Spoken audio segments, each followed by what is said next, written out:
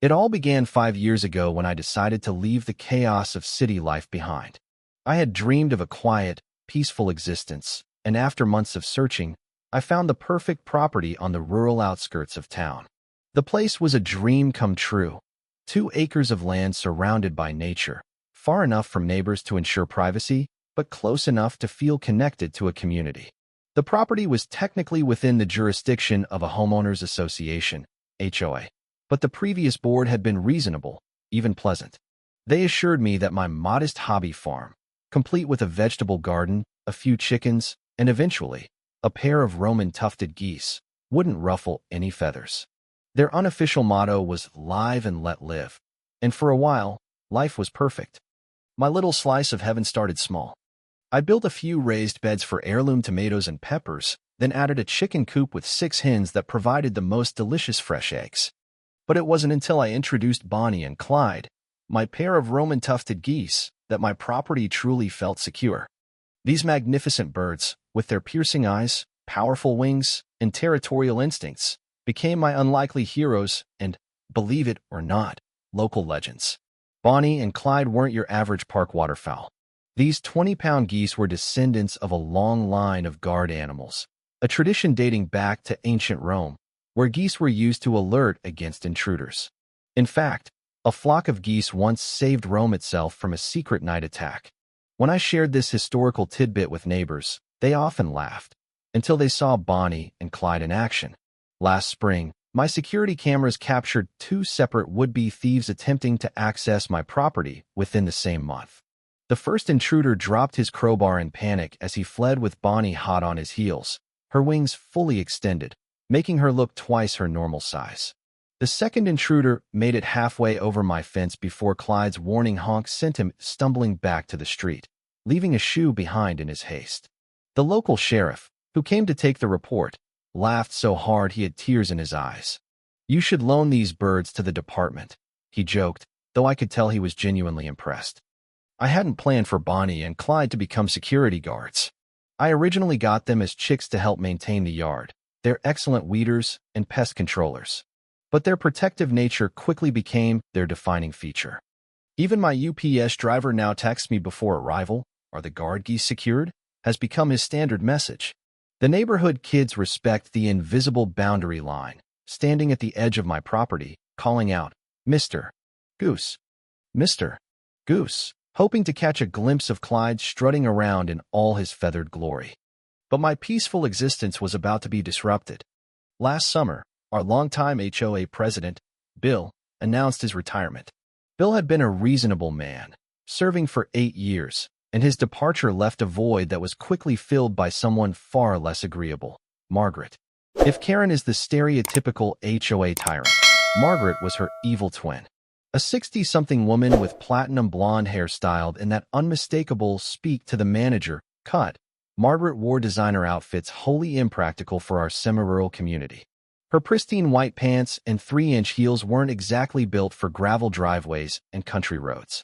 Within her first week, violation notices plastered the neighborhood like confetti after a parade. Mailboxes that had been non-conforming for a decade, trash cans visible from the street beyond permitted hours, garden hoses not properly stored. You name it, Margaret found a violation for it. Her first community address at the monthly meeting was standing room only, with folks curious about this sudden enforcement frenzy. Margaret stood at the podium with perfect posture, scanning the room like a principal eyeing troublesome students. "It's time," she announced with dramatic flair, "to restore standards and property values by eliminating unsightly elements that have been allowed to proliferate under previous leadership."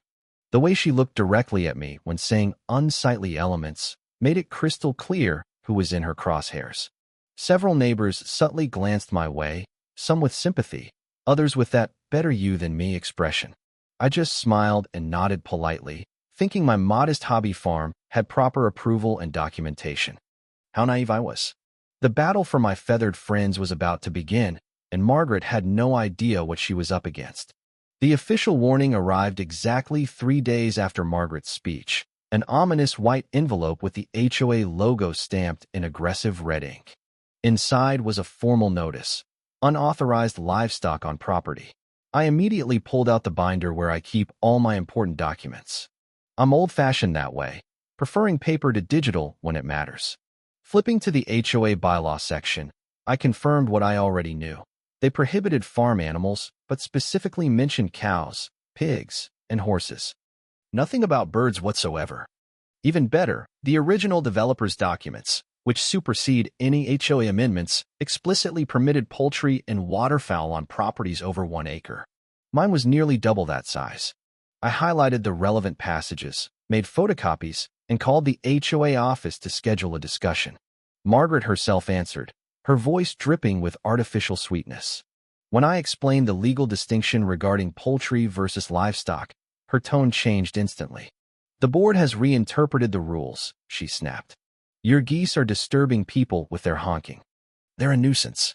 I'd be happy to address any formal noise complaints, I replied calmly. Could you tell me who filed them and when? Her stammering response was priceless. Well, I'm complaining now.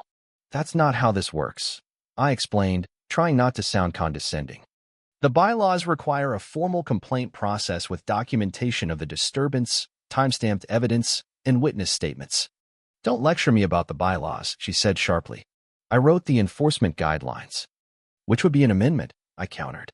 And amendments can't contradict the original covenants without a 2/3 community vote. The silence on her end was deafening, followed by, you have 14 days to remove those birds or face daily fines. As I hung up, I noticed Bonnie and Clyde at the window, watching me with their intelligent eyes. They seemed to sense the trouble brewing.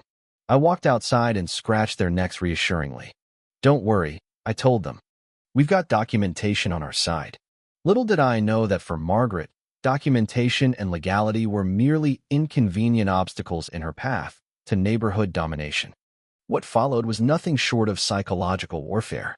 Margaret implemented surprise inspections throughout the neighborhood, mysteriously finding violations only on properties that had opposed her at meetings. Coincidence? I think not. My neighbor Tom received a violation for his fence being half an inch taller than regulation, a fence that had been standing for 15 years.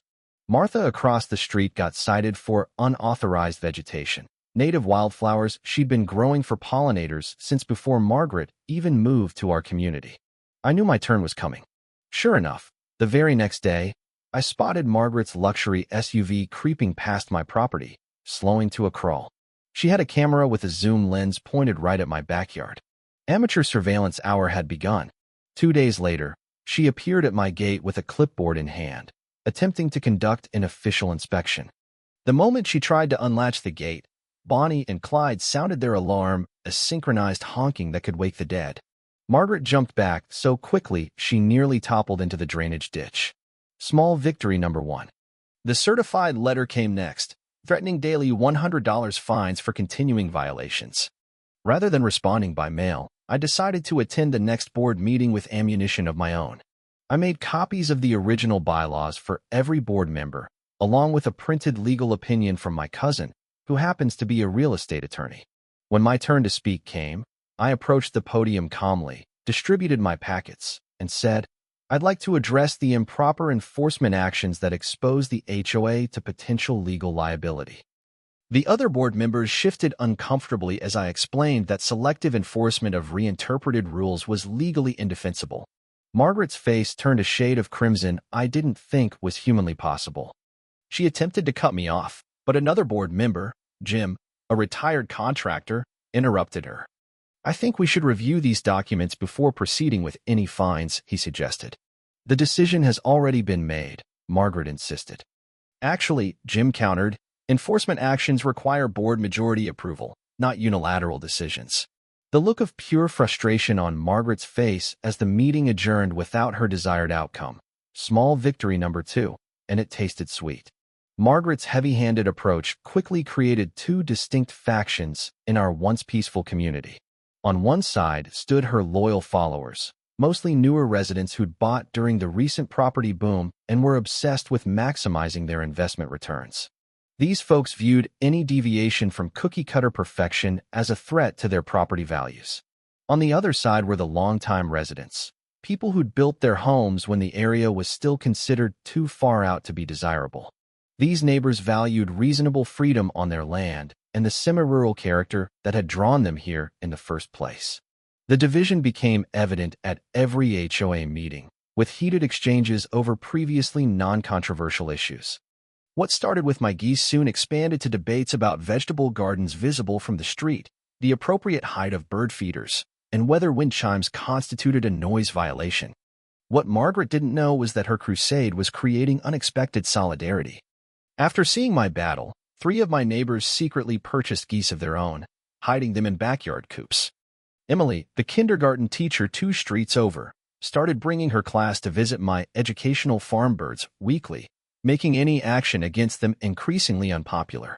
Margaret's response was to call a special vote to clarify the animal restrictions in the bylaws.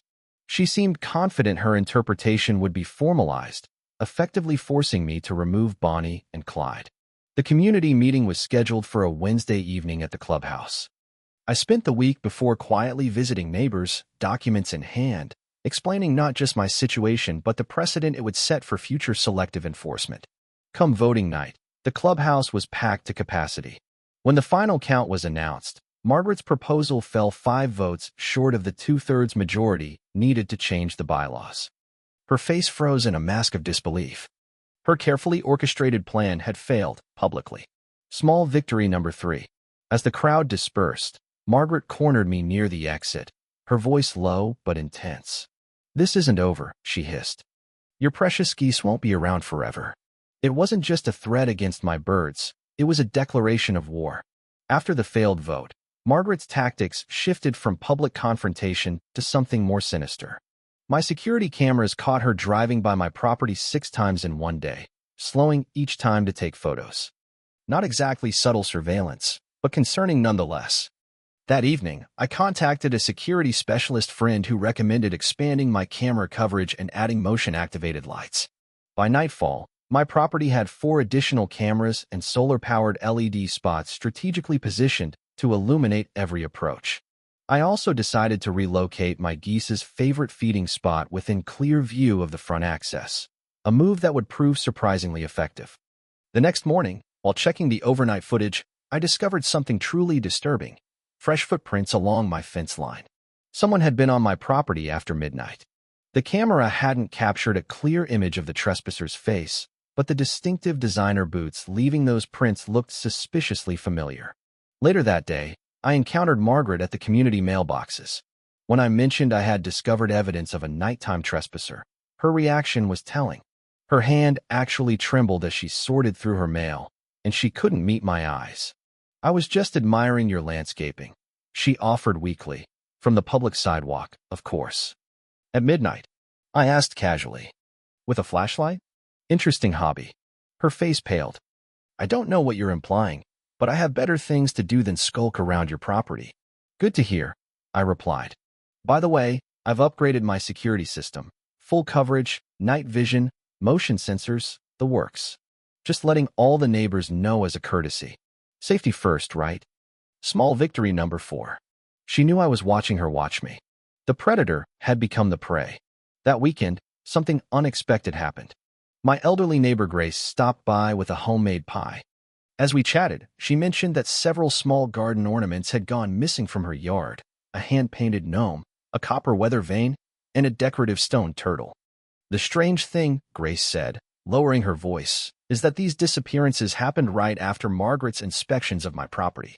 She was particularly interested in my garden collection." I wasn't sure what to make of this information, but I filed it away mentally. Was our HOA president's interest in my geese part of something larger than an enforcement power trip? Little did I know, the pieces of a much bigger puzzle were slowly coming together, and Bonnie and Clyde were about to play their starring role. Tuesday morning started like any other. I was working from home on a video call with clients when the unmistakable sound of Bonnie and Clyde's alarm honking erupted from the backyard. This wasn't their usual greeting honk or territorial warning. This was their distinct intruder alert sound, a frantic, high-pitched call I'd recognize anywhere. "Sorry, I need to check something urgently," I told my clients, quickly muting my microphone. I moved to my office window, which overlooks the vegetable garden, and what I saw made my blood boil. Margaret, yes, HOA Margaret herself, was standing in the middle of my garden, clipboard in hand, photographing my property. She had actually climbed over my fence. The audacity was stunning. The very person tasked with enforcing rules was trespassing on private property. The irony would have been amusing if it wasn't so infuriating. I grabbed my phone to record the incident, but there was no need. My security system was already capturing everything, and so were Bonnie and Clyde, who had spotted the intruder and were already mobilizing their response. If you've never seen guard geese in action, let me paint the picture. They don't immediately attack. First comes the warning, necks extended forward, wings slightly raised, a low hiss building. Then, if the intruder doesn't retreat, they move into formation, wings fully spread to appear larger, neck stretched to maximum height. It's an intimidation display that's surprisingly effective. Margaret was so focused on photographing my compost system, apparently another violation in her mind, that she didn't notice my feathered security team approaching until they were about 15 feet away. When she finally spotted them, the look of shock on her face was priceless. For a moment, she stood frozen, as if her brain couldn't process what was happening. Then Bonnie and Clyde, moving with military precision, charged forward in perfect unison, necks extended in classic attack formation. I should have called them off. A responsible pet owner would have intervened, but something in me, perhaps the weeks of harassment, the threats, the night surveillance, kept me rooted in place, watching through the window as justice took its feathered form. Part of me felt this was a valuable lesson Margaret needed to learn about respecting boundaries, both legal and physical. After all, she had willfully trespassed onto private property. The other part, I'll admit, was simply enjoying the karma unfolding before my eyes. As my geese closed the distance, their wings now fully extended to create an intimidating display, I finally stepped onto my porch to observe the situation unfold. The tables had turned, and the HOA enforcer was about to learn a powerful lesson about territorial rights. Margaret's scream could have shattered windows as she spotted 40 pounds of furious feathers barreling toward her. Her face contorted in pure terror, mouth open in a perfect O of horror that would have been comical if it wasn't so genuine. She dropped her clipboard like it was suddenly made of lava, papers scattering across my carefully tended vegetable beds. Her first instinct was to run, but in her panic, she chose the wrong direction, sprinting deeper into my property instead of toward the gate.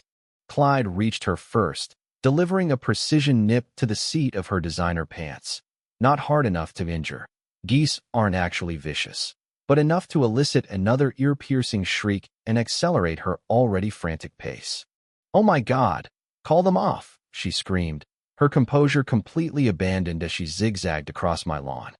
But her designer heels, completely impractical for a garden incursion, sank into the soft soil with each step, transforming her escape into an awkward, stumbling run. I stepped onto my porch, calmly lifting my hat in astonishment, making no move to intervene. My security system recorded every glorious second as Margaret executed a series of desperate turns and pivots that would impress any football running back. Bonnie, not to be outdone by her mate, flanked from the left, cutting off Margaret's attempted route toward the side yard. This tactical maneuver herded her right into yesterday's rain puddle, a spectacular splash of muddy water decorating her pristine white pants with a Jackson Pollock-like pattern of brown splatter. "This is assault," Margaret yelled between gasps for air. "Your animals are attacking me." "Interesting legal theory," I called back. "Considering you're trespassing on clearly marked private property, I wonder how that would hold up in court." Her eyes darted frantically as she finally located the gate, fumbling with the latch while casting terrified glances over her shoulder at my advancing feathered guards. Bonnie and Clyde maintained perfect formation, keeping just close enough to motivate her escape without actually making contact again. When the gate finally swung open, Margaret practically dove through it, stumbling onto the public sidewalk with a complete lack of the dignity she so carefully cultivated at HOA meetings. Her hair was disheveled, her designer outfit ruined, and her fearsome neighborhood presence thoroughly undermined. And my security cameras captured every magnificent moment. Margaret stumbled to her luxury SUV parked at the curb, mud-splattered and breathless. Her usually perfect appearance was in complete disarray. Mascara streaked down her flushed face in black rivulets, and her platinum blonde hair stuck out at odd angles. She looked like she had just escaped from a horror movie set. "Those vicious monsters attacked me," she screamed, pointing a trembling finger toward my property, where Bonnie and Clyde now stood at the fence line, necks erect, looking surprisingly dignified for birds who had just participated in a chase scene. "I'm calling animal control. I'm calling the police. I'm suing you into oblivion." Several neighbors had emerged from their homes, drawn by the commotion. They stood watching with undisguised interest as the HOA president melted down on our normally quiet street. I calmly held up my phone, maintaining a composed demeanor that contrasted sharply with her hysteria. "I've already called the sheriff," I replied, loud enough for everyone to hear. "I'd like to report a trespasser who illegally entered my property. I have clear video evidence showing you climbing over my fence and wandering through my garden without permission." The color drained from her face as she realized her position. Trespassing was a criminal offense. Property rights were sacred in our conservative community, and there were witnesses. "I was conducting an official HOA inspection," she stammered, her voice suddenly less certain. "HOA bylaws require 48 hours written notice before any property inspection," I countered. "And they certainly don't authorize climbing fences or entering private property without permission." The murmurs from the gathering neighbors told me public opinion wasn't swinging in her favor. This was small victory number 5, and the biggest yet. Margaret had finally overplayed her hand where everyone could see it. She slammed her car door and peeled away from the curb, leaving behind not just her dignity, but also her clipboard with its telling contents scattered across my garden. 2 days later, I received notice of an emergency HOA meeting. The formal letter stated only that urgent community matters would be discussed, but the neighborhood grapevine suggested it was all about my dangerous animals. I prepared thoroughly, consulting with a lawyer friend who specialized in property disputes and bringing copies of the trespassing laws along with my security footage. When I arrived at the community clubhouse, the tension was palpable. What surprised me, however, was finding the vice president, Robert, at the head table rather than Margaret.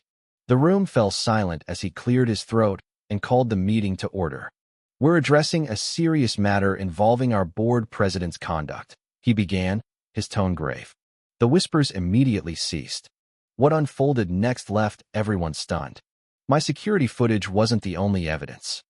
For other homeowners had documented Margaret trespassing on their properties over the past month, including retired Judge Wilson from 2 streets over, who had already filed formal charges. But the bombshell revelation came when Robert displayed photos of a search warrant being executed at Margaret's home that morning. The investigation had uncovered something nobody expected, a meticulously organized shed behind her immaculate garden, filled with items reported missing throughout the neighborhood: garden ornaments, decorative fixtures, wind chimes, small tools. Even the vintage weather vane from Grace's garden. Each item was labeled with an address and date, the very same dates as Margaret's inspections. Our HOA president wasn't just a power-hungry busybody. She was a calculating thief, targeting the very people whose rules she claimed to enforce. She'd been using her position as cover for a systematic burglary operation, identifying valuable items during inspections and returning later to take them. The collective gasp in the room was followed by erupting conversations as neighbors connected the dots about their own missing items. Judge Wilson stood up, commanding attention with his authoritative presence. "Margaret is currently being questioned by the sheriff's department," he announced. "The evidence suggests this theft ring has been operating since shortly after she took office. My security system captured her removing items at 2 a.m., which led to the investigation." I sat there, stunned. This wasn't just about my geese anymore. Bonnie and Clyde had inadvertently exposed corruption that affected our entire community. Their territorial instincts had brought down an organized criminal operating under the guise of HOA authority. The fallout was swift and devastating for Margaret. The evidence against her was overwhelming. Not just security footage and stolen items, but detailed records she'd kept, apparently planning to sell the more valuable pieces through online marketplaces. She was removed from the board immediately, faced multiple trespassing charges, and had to contend with a class action lawsuit from the HOA itself. The irony wasn't lost on anyone. The person who'd wielded HOA rules like a weapon now found herself on the receiving end of actual legal consequences. The new board, led by Robert, moved quickly to restore community harmony. Their first official act was unanimously voting to restore the original bylaw interpretations regarding small hobby farms and animals. A formal apology was issued to all residents who'd been harassed under Margaret's reign, with special emphasis on those whose properties had been targeted for theft. As for me, I received an unexpected honor at the next community meeting, an official certificate of appreciation for my security team's role in exposing the corruption. Bonnie and Clyde became neighborhood celebrities overnight. Children would stop by after school, asking if they could feed them approved treats through the fence. Parents would point them out during walks, telling the story of the hero Geese who caught a thief. Even better, the HOA established a new Garden and Heritage Animals Committee, with me as its inaugural chairman. Our first initiative was a community education program about traditional farm animals and their modern benefits, from pest control to security. Judge Wilson, who had become an unexpected ally, helped draft new HOA guidelines that specifically protected long-standing property rights while still maintaining reasonable community standards. The balance we'd lost under Margaret's leadership was being carefully restored. The most satisfying moment came when I received notice that all fines against my property had been officially rescinded, with a personal note from Robert. "Your geese did us all a favor. They deserve a medal." So when people ask why I keep guard geese instead of getting a dog, I just smile and say, they once saved our entire neighborhood from corruption while enforcing better trespassing laws than any security system money can buy.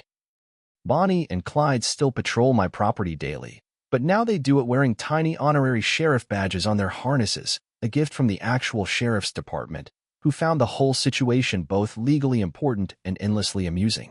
As for Margaret, I heard she moved to a retirement community 3 counties away, one with even stricter rules than our HOA ever had. Ironic, isn't it?